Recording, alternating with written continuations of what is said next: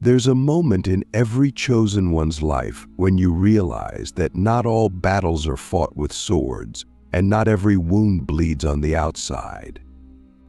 Some of the deepest injuries you're carrying were never physical. They were energetic, invisible, quiet.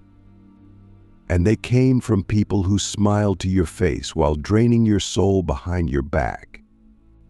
They came from environments that looked normal on the surface but suffocated your spirit. And now you're here because deep down, something inside of you is whispering, I can't afford to keep giving my light away to people who thrive in the dark. That whisper is not paranoia. It's prophecy. It's your soul warning you that your energy is sacred and you're leaking it to the wrong people. If you're truly one of the chosen ones, you don't have average energy. You don't have average sensitivity. You're not just a little intuitive. You are a living antenna, a walking frequency, a being designed to carry light into places that have forgotten what light feels like. But what they don't tell you in spiritual books is that this light makes you a target, not always intentionally, but energetically. Because toxic people, whether they know it or not, feed on light they didn't earn. They gravitate toward those who carry wisdom they can't access. They attach to souls that radiate peace because they've never known inner stillness. And if you're not careful, they'll drain you not because they're evil, but because you're open. Let's be real, you felt it. That heavy sensation in your chest after spending time with someone who always complains but never changes. That brain fog after hours around someone who constantly criticizes, judges, or compares.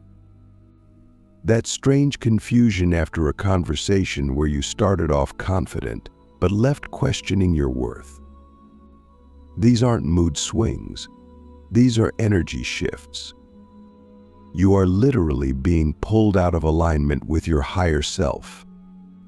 And the longer you allow it, the harder it becomes to hear your own truth. That's how light gets dimmed, not in one blow, but in subtle daily exchanges where you give away small pieces of your power to people who do nothing to protect their own. Click subscribe to this channel to get more profound spiritual lesson. Now let's talk about the first sign. And it's the one most people ignore. You feel tired around certain people, even when you've done nothing physically demanding. Have you ever noticed that? You walk into a room full of people, and within minutes, you feel like someone unplugged your soul. You can't focus. You can't breathe deeply. You start doubting yourself for no reason. That's not just social fatigue. That's energetic warfare. Your aura is picking up on frequencies that don't resonate with your truth, and instead of blocking them, you're absorbing them. Why? Because chosen ones are naturally empathic. We're wired to feel before we think. And because of that, we often confuse compassion with permission. Let me say that again. Compassion does not mean access. Just because you understand someone's pain doesn't mean they're entitled to yours. Just because you can hold space doesn't mean they get to dump their chaos in your sacred temple. Which brings us to the second sign. You feel guilty for pulling back. Toxic people are master manipulators, not always with words, but with energy. They make you feel responsible for their happiness. They condition you to believe that saying no makes you selfish. They twist your kindness into obligation. And before you know it, you're overextending yourself, undersleeping, overgiving, and underliving. And for what? To preserve a connection that is costing you your peace. Chosen one, listen to me. You are not here to be a constant emotional life raft for people who refuse to learn how to swim. You are not abandoning others by choosing yourself. You are honoring your mission. The third sign is even deeper. Your intuition starts to go quiet around them. This is one of the most dangerous symptoms of spiritual energy drain. When you're around the wrong people for too long, your inner guidance system starts to weaken. You stop trusting your gut. You hesitate to speak your truth. You start second-guessing your instincts. Why? Because toxic energy distorts the signal. It doesn't just affect how you feel, it affects what you hear. You could be on the verge of a breakthrough, but if you're emotionally entangled with someone who thrives in dysfunction, you'll delay your own evolution just to stay connected. That's not love. That's energetic codependency. And chosen ones were never meant to live in chains, especially not invisible ones. Now let's go even deeper. The fourth sign is subtle, but it's everywhere. You start mirroring their dysfunction. You ever notice how you start speaking differently after being around certain people? You start complaining more. You start gossiping. You start getting impatient, defensive, negative. That's not just influence, that's frequency contamination. Your vibration is being lowered. Your soul is being forced into survival mode. And here's the scary part. The longer you stay there, the more normal it begins to feel. You forget what peace tasted like. You forget what clear intuition feels like. You start mistaking chaos for connection. That's how chosen ones forget who they are, not through trauma, but through tolerating misalignment. Let me ask you something, and don't answer too quickly. What version of yourself are you betraying to keep certain people comfortable? Sit with that. Because every time you shrink to fit someone else's comfort zone, you delay your ascension. Every time you silence your truth to avoid confrontation, you reinforce your own energetic prison.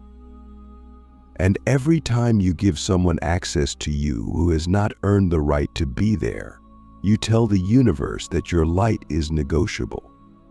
And it's not. It never was. Let's talk about the fifth sign, and this one hits hard. You feel spiritually blocked. You try to meditate, but your mind won't settle. You try to pray, but your heart feels closed. You try to create, but inspiration is nowhere to be found.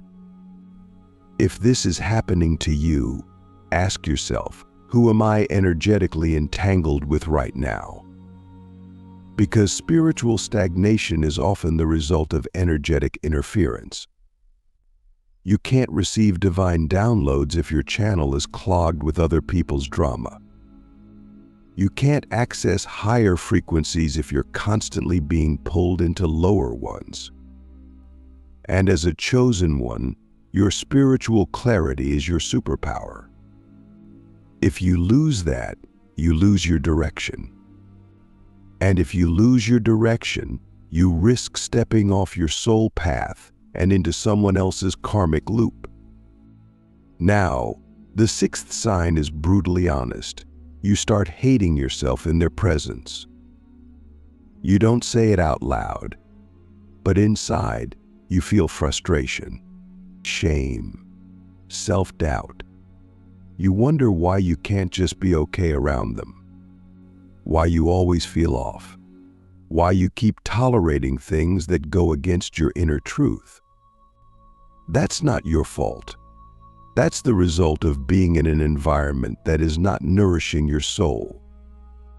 Think about it. If you planted a seed in poisoned soil, would you blame the seed for not blooming?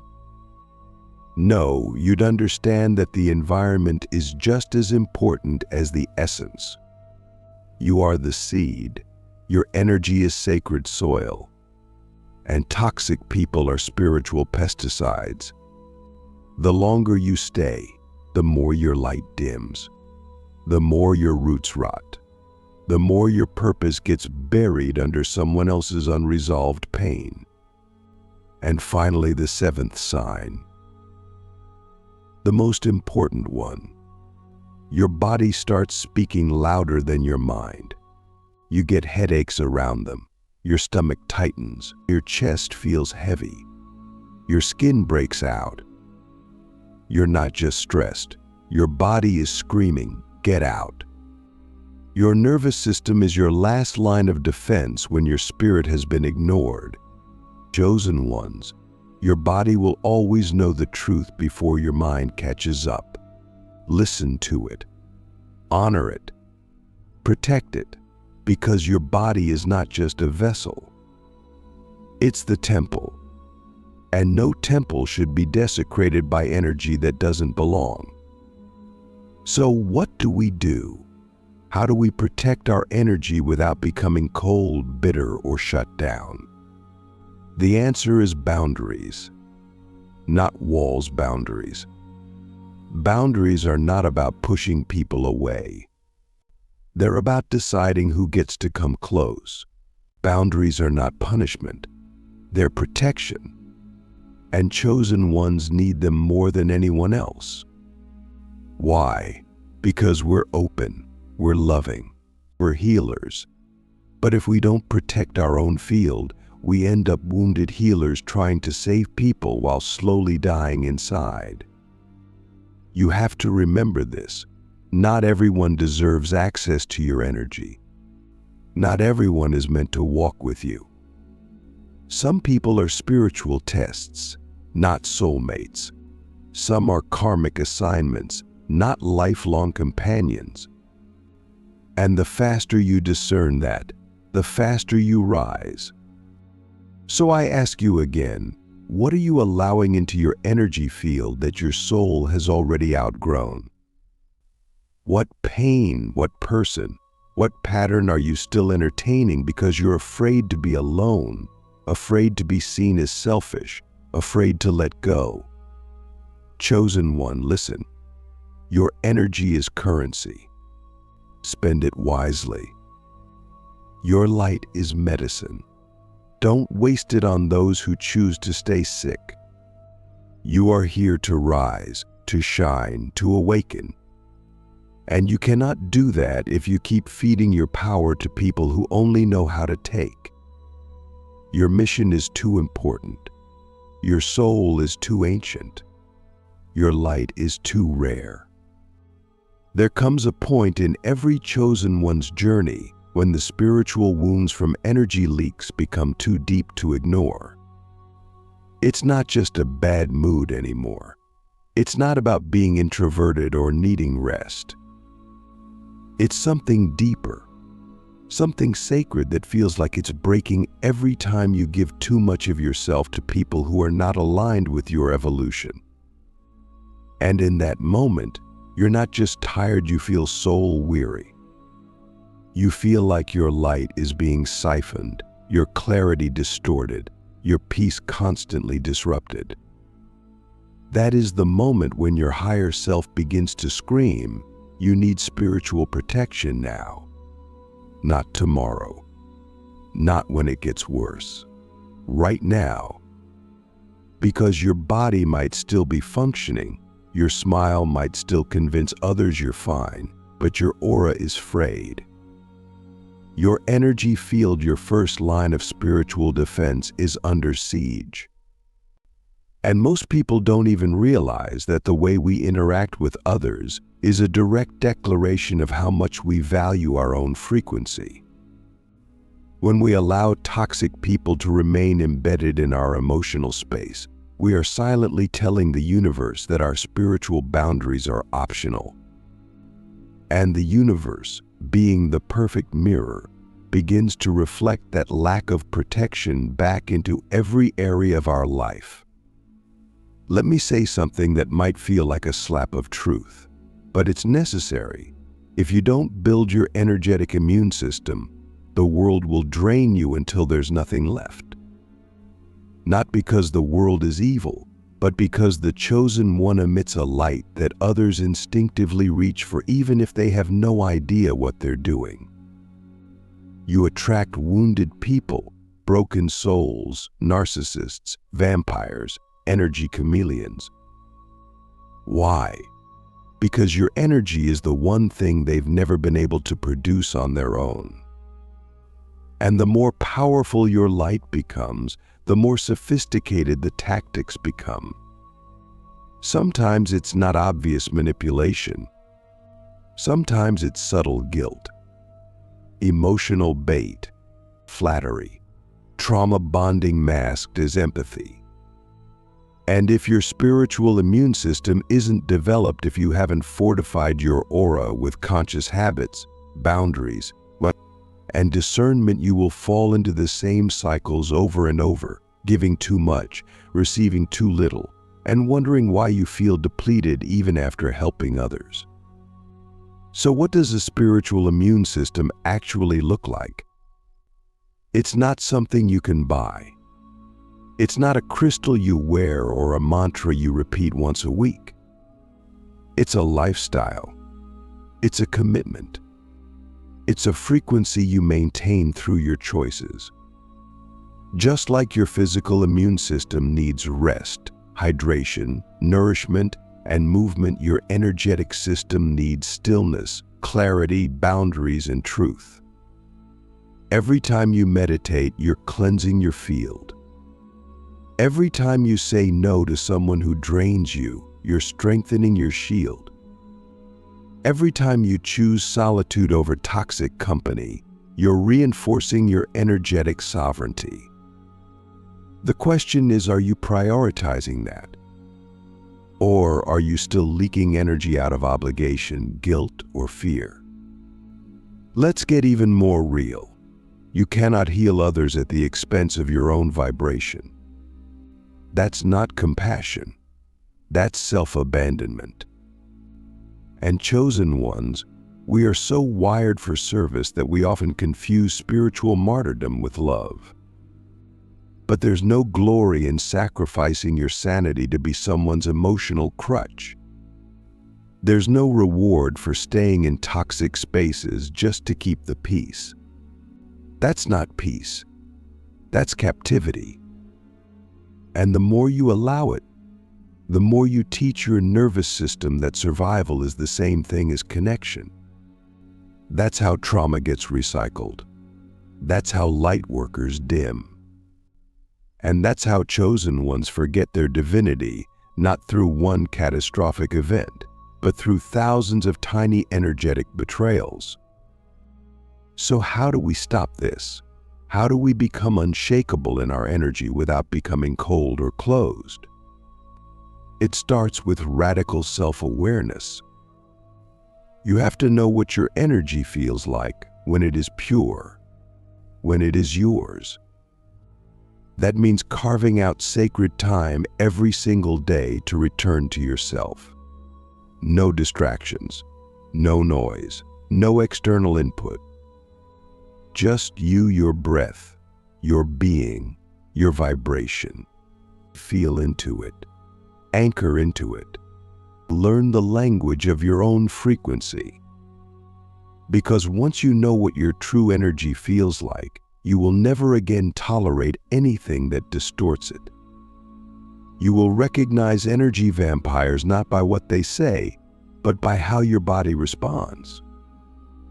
You will feel the anxiety in your gut before someone even speaks. You'll see the spiritual red flags in their aura, even if their words are polished and sweet. That's discernment. That's the shield.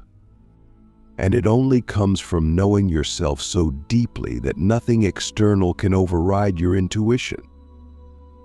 And yes, there will be a cost. When you build a strong spiritual immune system, you will lose people. You will outgrow certain environments. You will become too much for those who are used to the version of you that overgave and undervalued yourself. But that's the price of sovereignty. That's the price of choosing ascension over approval. And chosen ones, we are not here to be liked. We are here to be aligned. We are here to serve a mission that requires clarity, strength, and uncompromising boundaries. Because the truth is, your mission cannot thrive in a polluted field. Your purpose cannot unfold in a frequency of dysfunction. You cannot channel divine insight if your energy is constantly being hijacked by people who only show up when they need something from you. Let me ask you something, and don't answer with your ego, answer with your soul. But who in your life are you afraid to walk away from because you've made their comfort more important than your peace? That's the person whose energy is poisoning your field.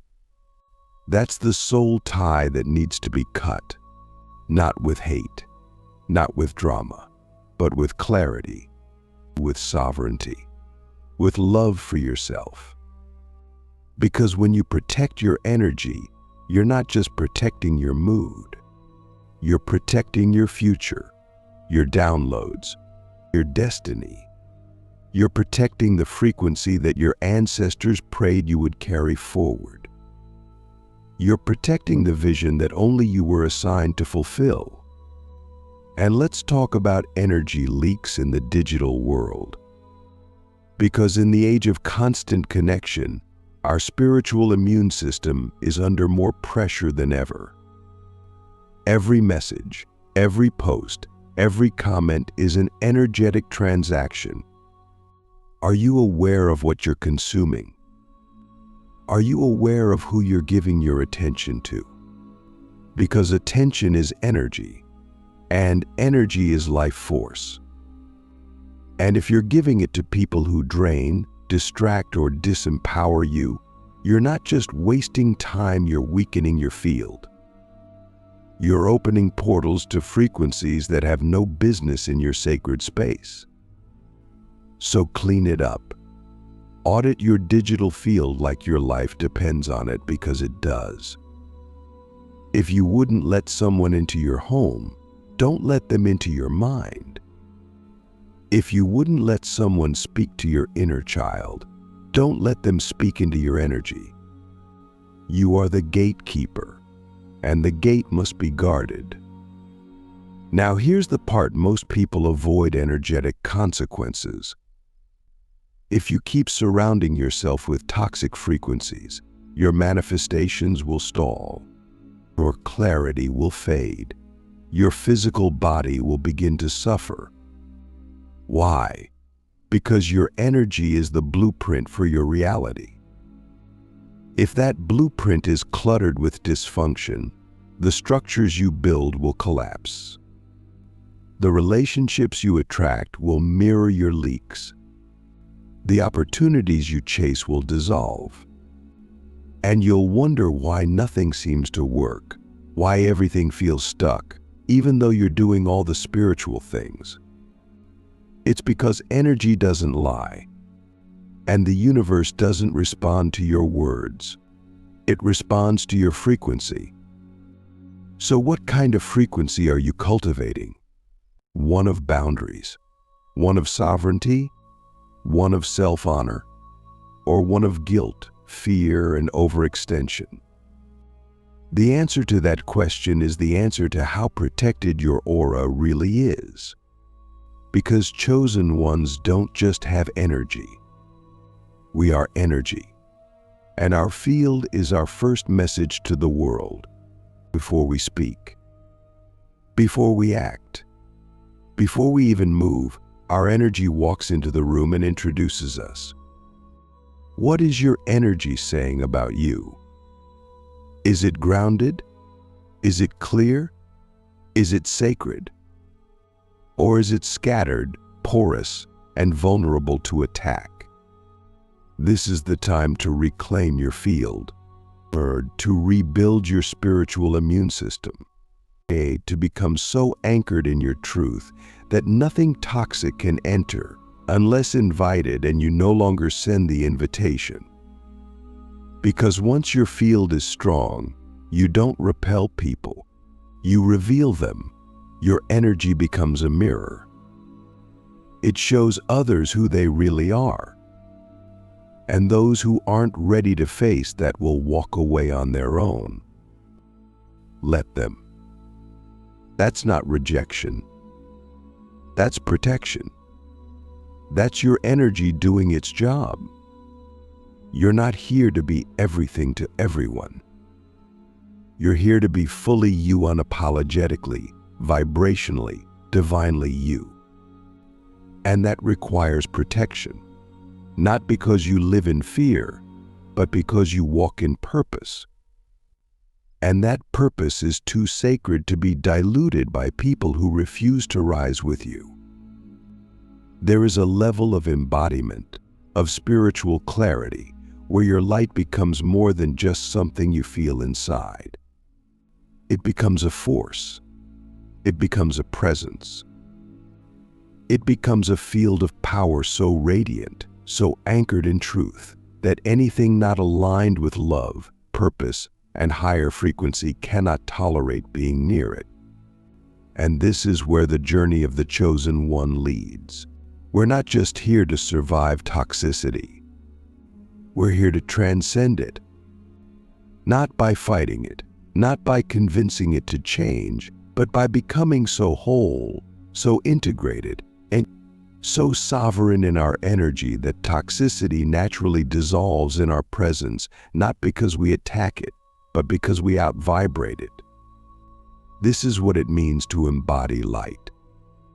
It's not just about being positive. It's not about pretending everything is love and light while you secretly drown in low-frequency trauma. No. And no. It's about facing every shadow, every wound, every cord of attachment, and choosing to transmute it into clarity, into wisdom, into power.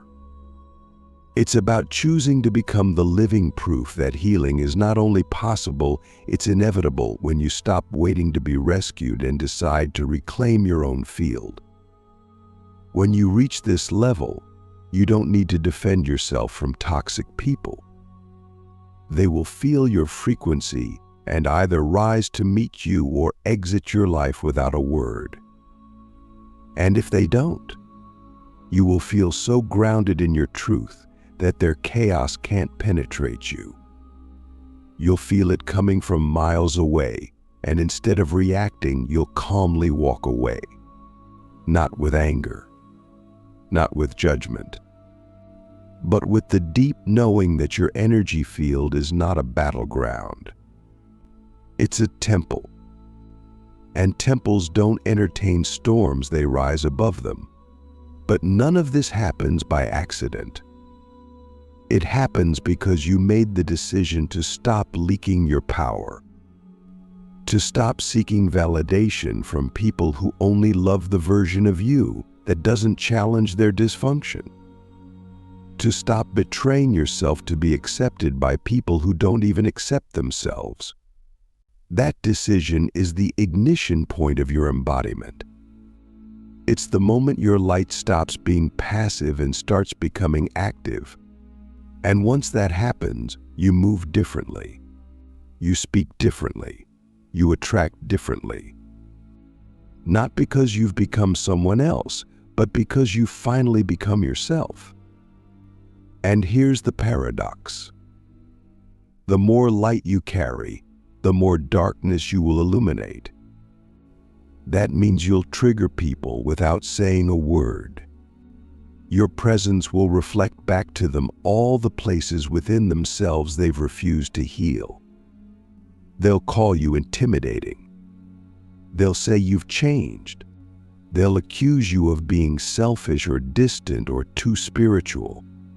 And you must understand, that's not about you. That's about their own discomfort in the face of your embodiment. Because chosen ones are not meant to blend in. We are meant to activate, to awaken, to initiate. And sometimes that activation feels like a threat to those who are still asleep. But you must not dim. You must not shrink. You must not twist yourself into energetic knots just to make others comfortable with your light. Because the truth is, if your presence disturbs someone's demons, then your presence is doing holy work. Now let's get practical. How do you embody this light, this unshakable field of divine power? It starts with integrity, not just the moral kind, but energetic integrity. That means your thoughts, your words, your choices, your habits, your relationships, they are all aligned. There is no pretending, no performance, no spiritual bypassing. You are who you say you are. You live what you speak. You walk what you teach. That level of congruence generates a frequency that is impossible to fake. And that frequency becomes your fortress. People feel it. Environments respond to it. The world bends to it not in obedience, but in resonance. You become a tuning fork for divine order. And when disorder tries to enter your field, it either harmonizes or it leaves. But let's be honest, this path isn't always easy. Embodying light doesn't mean you never feel pain. It doesn't mean you're always happy or radiant or floating on a cloud of bliss. That's a fantasy. Embodiment means you can feel the pain, witness the emotion, and still choose alignment. It means you can walk through the valley and not forget your mountain. It means you can sit with grief, with sadness, with rage and not become it. Because you've anchored your identity in something deeper than circumstance. You've rooted your soul in a truth that cannot be touched by external chaos. That's real power. That's the kind of light that heals rooms, that uplifts others without trying, that transforms without effort. Because it's not coming from ego, it's coming from essence. So what does this look like in your daily life? It looks like making choices that protect your field, even when no one is watching. It looks like turning down opportunities that don't resonate, even if they're lucrative. It looks like walking away from conversations that spiral into gossip, drama, or fear. It looks like creating sacred space in your home, in your schedule, in your relationship space where your soul can breathe. It looks like listening to your body when it tells you, this isn't safe, or this isn't right, even if your mind tries to rationalize otherwise. It looks like surrounding yourself with people who see your light, not just for what it gives them, but for what it is. People who celebrate your growth instead of competing with it. People who challenge you into deeper alignment instead of enabling your stagnation. That's how you build an embodied life. One choice at a time. One boundary at a time. One sacred yes and one empowered no at a time. Let me ask you something that only your soul can answer. What would your life look like if you stopped negotiating your light? If you stopped apologizing for your clarity? If you stopped explaining your boundaries and simply enforced them with love and firmness? That version of you, it's not a fantasy. It's a frequency shift away. And you don't get there by wishing. You get there by embodying, by choosing again and again to protect what is sacred within you, especially when it's inconvenient, especially when it's misunderstood, especially when it costs you comfort. Because the reward is not comfort. The reward is freedom. And freedom is the natural state of a soul that lives in full energetic sovereignty. This is the final truth the world doesn't want the chosen ones to realize. When you fully embody your light, you become untouchable, not because nothing bad ever happens, but because nothing can take you out of alignment for long. You recover faster. You discern quicker. You release deeper. You rise stronger. You become a soul immune to manipulation, to projection, to spiritual parasites. You don't just bounce back, you bounce up, because your energy is no longer reactive. It's generative. It creates. It blesses. It regenerates. And that is the greatest protection of all. Not hiding from darkness, but becoming a light so powerful that darkness cannot survive in your presence. So to every chosen one listening, this is your call. Stop leaking your power. Stop explaining your boundaries. Stop waiting for people to validate what your soul already knows. You don't need permission to protect your peace. You don't need approval to walk away from anything that diminishes your frequency. What you need is to remember. Remember who you are. Remember what you carry. Remember what your presence does to a room, to a soul, to this planet. You were never sent here to be small. You were never sent here to be drained. You were sent here to radiate, to embody a frequency so high, so pure, so anchored in divine truth, that it recalibrates everything around you. And yes, it will be lonely sometimes. Yes, you will be misunderstood. Yes, you will have to walk away from people, places, and patterns that once felt like home. But on the other side of that grief is freedom. On the other side of that loss is power. On the other side of that ending is the beginning of a life where your energy is not just protected, it's worshipped. Not by others, but by you. Because you finally remembered, your energy is your responsibility.